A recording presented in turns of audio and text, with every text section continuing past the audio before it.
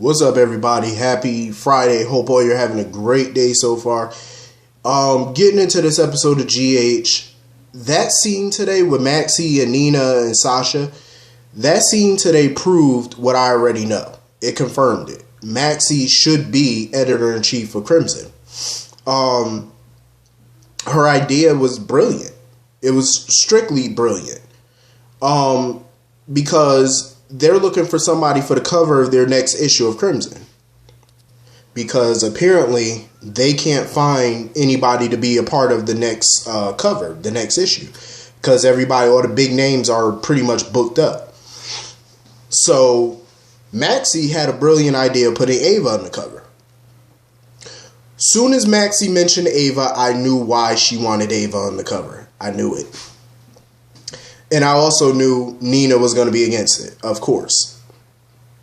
But Maxie had a good idea. Think about it. You can't find anybody else, a big name person, to be on the cover because they're all booked. Nina didn't want to go with somebody unknown because that's risky. You know, it might not sell any copies, any issues, which is true. That is risky. But Maxie had a good idea. You put Ava on that cover, you're going to sell a lot of copies. You want to know why? Ava is a known figure in that town. Probably in all of New York, period, in this fictional setting that they have. She's been all over the news in recent months and in recent weeks. She's been all over the news, especially with her helping the PCPD basically bring Ryan to justice. She's been all over the news. And her alleged crimes have been all over the news. Why would you not want that on the cover? Why not? Not only would she be on the cover, but you get to get an exclusive interview with her. That's going to sell a lot of copies. Who's not going to want to read that? That's like people putting, Victoria Gotti was still hot. That's like putting Victoria Gotti on somebody's magazine cover and getting an exclusive from her.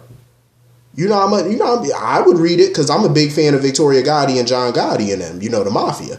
So I would definitely flock to read it. But Victoria Gotti hasn't made headline news in a long time. So, the buzz would fizzle. But Ava has been headline news for quite some time in that town. So why not? You know what I mean? Like, it would be brilliant. See, this is why I love Maxie, because business-wise, think about it. She despises Ava just as much as Nina does. She doesn't care for Ava. But she's not letting emotional feelings and personal feelings cloud her business sense. Nina was allowing all that to cloud her better judgment, her business judgment. This is good. You need something that's going to set your magazine apart. You need something that nobody else is doing. This is it. It's brilliant. You know what I mean? Like, this is why Maxie should be in charge. This is brilliant. But I also see why Maxie wants to do it. Not just because, think about it though. You can put your worst enemy on the cover of your magazine and get an exclusive interview with them. You're making money off your enemy. Why not? I'm pretty sure a lot of people in real life has worked with people they don't like. Because at the end of the day, why not work with somebody that you don't like if they're going to bring you some coins? You know what I'm saying? If they're going to make you a lot of money, hell yeah, I'll work with my worst enemy if they're going to bring me a lot of money. You know what I'm saying? Business is business. They bring you the money. Then after that, you can go back to hating them. Period. This is business. You know what I mean? You got to take your feelings out of business. That's how, look at all these CEOs and stuff. Come on, all these people work with people they don't really like. But if it's a good business, it makes good business sense, why not do it? Why not? It's smart. Definitely smart. And Nina, after a while, after hearing Maxie, Nina figured it was smart too. She finally came to her senses and approached Ava about being on the cover. Now the question is, will Ava say yes? That's a big question.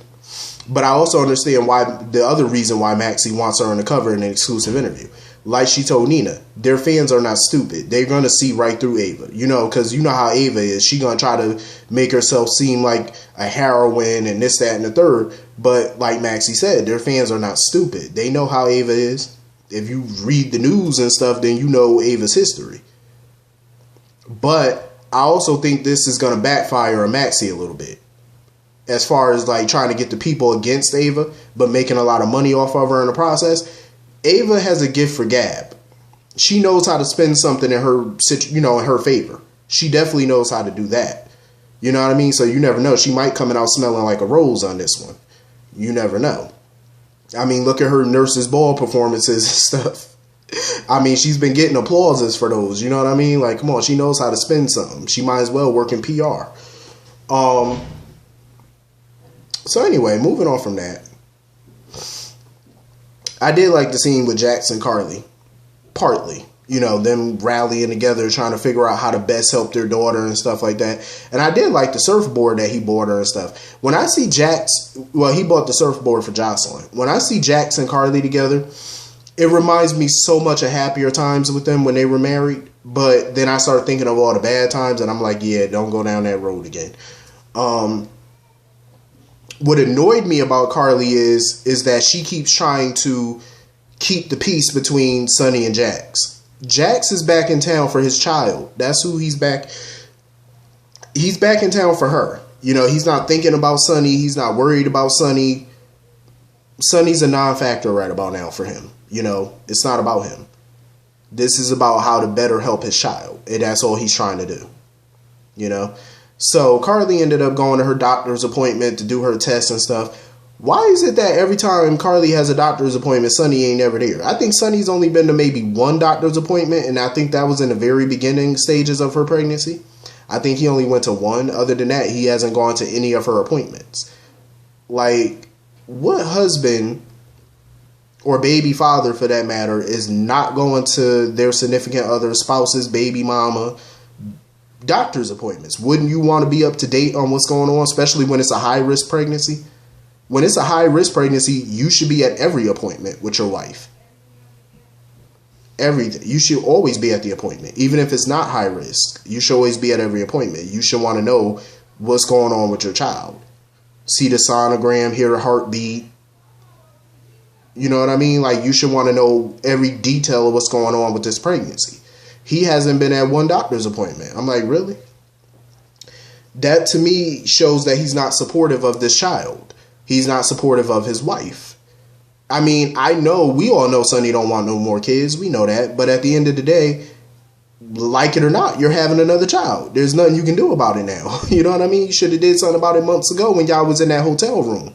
Should have got, little snip before y'all went up in that hotel room New Year's Eve and did the do that caused this child.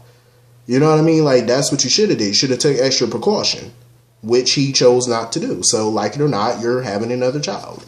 Get over it. And support your wife. Be at those doctor's appointments. Like, why do you allow her to go to pretty much every doctor's appointment by herself? Or with Jason? Like, you should be there. You're her husband. That's your child. You should want to know what's going on. So, anyway, moving on from that mess. I love the little relationship, the little friendship between Franco and Ava. But I do agree with Franco. Ryan was the type of person, he kind of like Freddy Krueger in a way. Don't like to be forgotten, always want people to remember him and stuff like that. And if you forget about him, that's what hurts him the most. And I have to agree. It's time for Ava to move on from Ryan. Forget all about him now. You got your revenge. He's in a coma. Forget about him. Like, we all know he's going to be resurrected again someday. We know he ain't going to be in that coma forever. We all know that. And I think even Kevin know that. The way Kevin was talking to Laura, he know. It ain't easy to kill Ryan. And he knows Ryan's coming back at some point. He know that. I think he can feel it. It's that little twin thing. Like, he can feel it. I'm going to tell you right now, I think even Jordan is starting to figure out that Ryan wasn't the one who gave his consent. I think she's starting to figure it out because she's starting to, it's that cop instinct in her when she was talking to Curtis. And notice that these facial expressions, they all keep giving each other. Like, they keep giving off these facial expressions like something in the milk ain't clean. Because when she asked Curtis about it, like, even when Curtis talked about it yesterday, he made this facial expression. Then when she talked about it again today, he made another facial expression and then said the Lord works in mysterious ways. She was like, yeah, I guess so. She had that look on her face like, nah, it's something you ain't telling me. She know. She can sense it. And then when Kevin was like, oh, it worked and stuff like that, him and Finn and Franco keep all making these faces. I'm like, yeah, Kevin is the one who switched places with him and signed that paper. Because I said it before, it was way too easy how Stella just came in there, said a few words to him, tried to guilt him, and he automatically just decided to do it. Mind you, Curtis went into that room and threatened him, and he still refused to do it. So you mean to tell me somebody threatened you to do something, you refused, but you got this little old lady come in here basically tell you that you're going to hell for all your sins, and you decide to do it? Yeah, it was too easy. Way too easy. Kevin signed that paper. And you know what? I don't blame them. You know, they felt like they had to, you know, kind of go undercover and do what they had to do to get that kidney because they knew Ryan was never going to give it up and Jordan needed it now. You know? I could totally understand how Curtis felt about that DNR, though. I mean, you know, TJ and them basically kept telling him, like, it's just, you know, standard procedure to have a DNR and, you know, not to have one, but the hospital does offer it. You know what I'm saying? For every surgery and procedure, because you never know what can go wrong in a surgery. You never know. Anything can happen in surgery. Even the easiest surgeries and procedures, something can go wrong because you just never know. You can't predict those things. So who knows, you know? So I don't blame her for having one. Can't say that I do blame her for having one.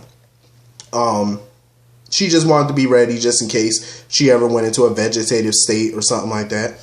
I feel bad for TJ, though, because you could tell TJ was trying to be strong this whole episode. But when he went off by himself for a second to kind of break down a little bit, I'm glad, you know, Stella was there for him to comfort him and talk to him and stuff like that. And, you know, Jordan pulled through. Which I knew she would, because I knew they wasn't going to kill Jordan off. What would be the point of recasting the role if you were going to kill her? You know what I mean? I knew they weren't. But the acting has been amazing for this, I will say. Like, the actors and actresses, they all done a great job with this.